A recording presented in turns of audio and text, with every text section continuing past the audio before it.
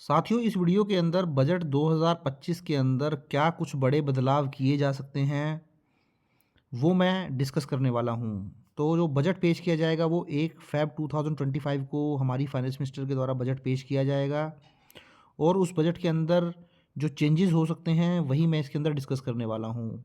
तो देखिए, जब भी कोई बजट आता है तो बजट को लेकर चाहे सैलरीड क्लास हो, बिज़नेस क्लास हो, सीनियर सिटीज़न हो, पेंशनर हो, जो हर एक व्यक्ति होता है समाज का, उसको बहुत ज़्यादा उम्मीदें होती हैं बजट से। वो बजट से उम्मीदें किस तरीके की रहती हैं कि गुड्स जो हैं या सर्विसेज जो हैं वो सस्ती हो जाएं, इनकम टैक्स के रेट्स रिड्यूस हो जाएं, जीएसटी की जो रेट्स हैं वो रिड्यूस हो जाएं।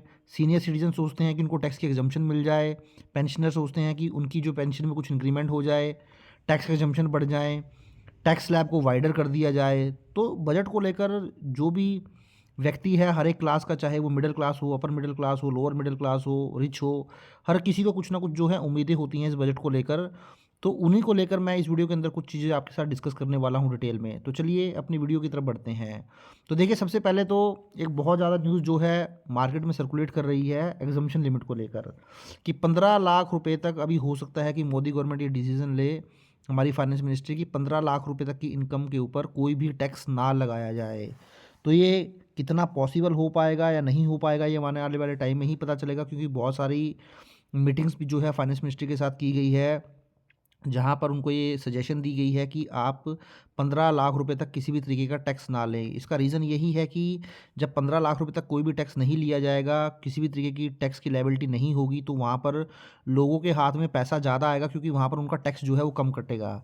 जब लोगों के हाथ में टैक्स नहीं कटेगा और पैसा ज़्यादा आएगा, तो उनकी परचेजिंग पावर बढ़ेगी, स्पेंडिंग पावर बढ़ेगी, जिससे मार्केट के अंदर जो है पैसे की सर्कुलेशन होगी। जीएसटी के फॉर्म में भी गवर्नमेंट की ज़्यादा कलेक्शन होगी, क्योंकि जब ज़्यादा लोग स्पेंड करेंगे, ज़्यादा सामान खरीदेंगे, तो ऑब्वियस ही बात है कि गवर्नमेंट की जीएसटी की कलेक्शन भी बढ़ेगी। तो ये बताया गया है, गवर्नमेंट को ये सजेशन दी गई है, बट ये कितना पॉसिबल हो पाएगा ये आने वाले टाइम में ही पता चलेगा, बजट में ही पता चलेगा। बट गवर्नमेंट को ये सजेशन दी जा रही है कि आप 15 लाख रुपए तक किसी भी तरीके की जो है टैक्स ना वसूल करें, ताकि जो स्पेंडिंग पावर है, लोगों की कंजम्पशन पावर है, उसको बढ़ाया जा सके। दूसरा चीज़ देख लेते हैं। दूसरा बात की जा रही है टैक्स स्लैब को वाइडर किया जाए। तो जैसा कि मैंने बताया था आपको कि जो नया टैक्स स्लैब की बात की जा रही है कि 15 लाख रुपए तक किसी भी तरीके का टैक्स ना हो, 15 लाख से 50 लाख रुपीज़ तक 25 या 30% के बीच में टैक्स हो, सॉरी 20 या 25% के बीच में टैक्स हो, और अबव 50 लाख जो है वो 30% टैक्स होना चाहिए। बट ये जो टैक्स स्लैब है, ये कितना कितना गवर्नमेंट इसको जो है सीरियसली लेती है या कितना इसको इम्प्लीमेंट करती है, वो आने वाला टाइम ही बताएगा। बट मुझे लगता नहीं है कि इस तरीके का जो टैक्स स्लैब है गवर्नमेंट इंट्रोड्यूस करने वाली है। जो टैक्स स्लैब हमारा करंट इनकम टैक्स का स्लैब है, जैसे 3 लाख तक कोई टैक्स नहीं है, 3 लाख से 7 लाख 5% है, शायद उसके अंदर कुछ चेंजेस कर दिए जाएँ और उसको थोड़ा सा बेहतर बना दिया जाए। बट जो ये इस तरीके का टैक्स स्लैब है कि 15 लाख तक कोई टैक्स नहीं, 15 से 50 25% और 50 से ज़्यादा 30%, तो इस तरीके का टैक्स स्लैब मुझे लगता नहीं है कि गवर्नमेंट इसको जो है एप्लीकेबल करेगी। बट स्टिल बजट 1 फरवरी 2025 को पेश किया जाएगा, उसमें हमें ज़्यादा क्लैरिटी मिल जाएगी। तीसरा, increase base of tax filers. तो गवर्नमेंट की ये कोशिश है कि जो टैक्स फाइलर का बेस है उसको बढ़ाया जाए। करंटली क्या होता है, आज के टाइम में केवल 2% व्यक्ति ही अपनी आईटीआर को फाइल करते हैं, और उसमें भी केवल 1% ही टैक्स पे करते हैं। तो अब गवर्नमेंट का ऑब्जेक्टिव है कि ये जो टैक्स पेयर्स 1% हैं, इसके टैक्स को बढ़ाकर, इसके बेस को बढ़ाकर इसको 1% से 7% तक किया जाए। तो इसीलिए बहुत सारी सजेशन भी गवर्नमेंट एक्सेप्ट कर रही है, क्योंकि जब गवर्नमेंट चाहती है कि इस 1% कलेक्शन को बढ़ाकर 7% तक कर दिया जाए, तो इसका मतलब ये है कि गवर्नमेंट को कहीं ना कहीं स्ट्रॉन्ग जो है स्टेप्स लेने पड़ेंगे। इनकम टैक्स स्लैब को वाइडर करना पड़ेगा, जैसा कि मैंने बताया 15 लाख तक कोई टैक्स नहीं है, या टैक्स स्लैब वाइडर करना पड़ेगा। और इसमें कुछ ऐसे चांसेस हो कि 10 लाख रुपए तक की इनकम तक तो कोई टैक्स ही ना पे करना पड़े। तो जब इस तरीके की बातें होंगी, तो बहुत सारे लोग अपनी आईटीआर भी फाइल करेंगे, और कम से कम टैक्स जब उनको 10 लाख रुपए तक लगेगा, तो वो फिर अपनी आईटीआर फाइल करके टैक्स भी पे करेंगे, फिर टैक्स की चोरी नहीं करेंगे। इसी तरीके से कुछ लोगों को नोटिस आने वगैरह का डर रहेगा, तो वो भी अपनी आईटीआर फाइल करेंगे और अपना टैक्स जो है वो जमा कराएंगे। तो इससे हेल्प ये मिलेगी, एक तो ब्लैक मनी जो है वो मार्केट से धीरे धीरे जो है ख़त्म होना शुरू हो जाएगी, और कहीं ना कहीं गवर्नमेंट का जो फोकस है कि 7% टैक्स पेयर को हमने इस 1% को 7% तक लेके जाना है, वो भी गवर्नमेंट जो है उसमें भी गवर्नमेंट को कहीं ना कहीं सक्सेस मिलेगी। तो अगर इस तरीके से हो जाता है, तो कहीं ना कहीं ये पॉजिटिव रहेगा, इकोनॉमी के लिए भी पॉजिटिव रहेगा, गवर्नमेंट के लिए भी पॉजिटिव रहेगा और जो आम नागरिक है उसके लिए भी पॉजिटिव रहेगा, क्योंकि अगर 10-12 लाख तक उसको कम से कम टैक्स पे करना पड़े तो एक बहुत अच्छी बात रहेगी, उसकी कंजम्पशन पावर बढ़ेगी, उसके हाथ में ज़्यादा पैसा आएगा। फर्दर ई लेज़र, तो देखिए ये इनकम टैक्स से रिलेटेड एक चेंज है। अभी जैसे जीएसटी के अंदर एक ई लेज़र होता है, ऐसे ही गवर्नमेंट इसके ऊपर सोच विचार कर रही है कि आपको इनकम टैक्स पोर्टल के ऊपर ई लेज़र जो है वो नज़र आ जाए। ई लेज़र का मतलब क्या है कि अभी जो आप टीडीएस जमा कराते हैं, टीसीएस जमा कराते हैं, एडवांस टैक्स हो गया, सेल्फ असेसमेंट हो गया, रेगुलर टैक्स हो गया, तो इसके लिए आप डिफरेंट डिफरेंट फॉर्म्स जो है फिलअप करते हैं, वहाँ पर different different tax code use करते हैं, जैसे 100 हो गया, 300 हो गया, 400 हो गया।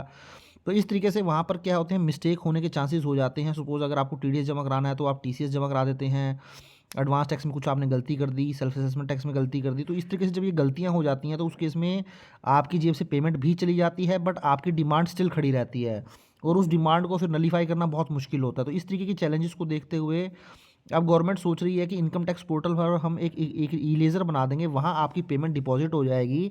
सपोज़ वहाँ पे आप 10,000 डिपॉजिट कर देंगे तो उस 10,000 को आप अकॉर्डिंगली यूज़ करते रहेंगे कि इसमें से एडवांस टैक्स कितना है, सेल्फ असेसमेंट कितना है, टीडीएस कितना है, तो वो वहाँ से आपका अकॉर्डिंगली एडजस्ट होता रहेगा, जो कि एक बहुत अच्छा इनिशिएटिव है, क्योंकि इसको लेकर लोगों को भी बहुत कन्फ्यूज़न बनी रहती है और ये सीए वगैरह जो हम अपना काम करते हैं उसमें हमें भी इसमें जो है कहीं ना कहीं कन्फ्यूज़न आती है, क्योंकि कई बार जो है क्लरिकल मिस्टेक इसमें हो जाती है। तो अगर ये चेंज आ जाता है तो ये बहुत ही पॉजिटिव चेंज है, इसका स्वागत करते हैं। दूसरा, tax on LLP and partnership firm.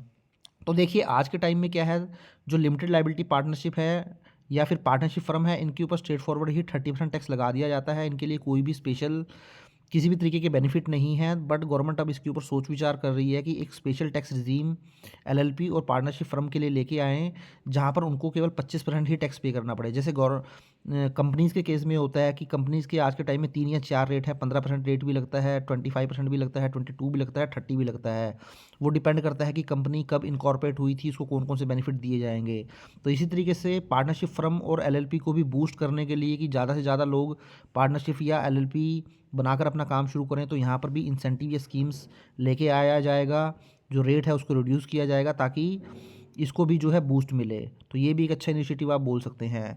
वहीं बिलेटेड और रिवाइज आईटीआर को लेकर देखिए गवर्नमेंट चेंज करने की सोच रही है। पहले क्या होता था, बिलेटेड और रिवाइज आईटीआर की जो डेट होती थी वो 31 मार्च ही होती थी, बट गवर्नमेंट ने क्या किया, इसको 31 दिसंबर कर दिया। तो अब दोबारा जो है गवर्नमेंट इसके ऊपर सोच विचार कर रही है कि हर साल जो भी बिलेटेड और रिवाइज आईटीआर फाइल करने की डेट हो वो 31 मार्च हो जाए। तो हो सकता है कि इसके अंदर भी गवर्नमेंट इस बजट के अंदर ये चेंज कर दे और दोबारा से जो पहले 31 मार्च की डेट होती थी अगेन उसको 25 मार्च ही कर दे और 31 दिसंबर की जो डेट है उसको ख़त्म कर दे। तो ये भी अगर आ जाता है इनिशिएटिव तो बहुत अच्छा इनिशिएटिव रहेगा। इसी तरीके से डिफेक्टिव आईटीआर, तो देखिए अभी जब आपकी आईटीआर डिफेक्टिव होती है तो डायरेक्टली इनकम टैक्स पोर्टल पर आपकी रिटर्न डिफेक्टिव हो गई है उसका नोटिस आ जाता है, बट आप उसको चेक करते हैं नहीं करते हैं वो आपको पता नहीं चलता है।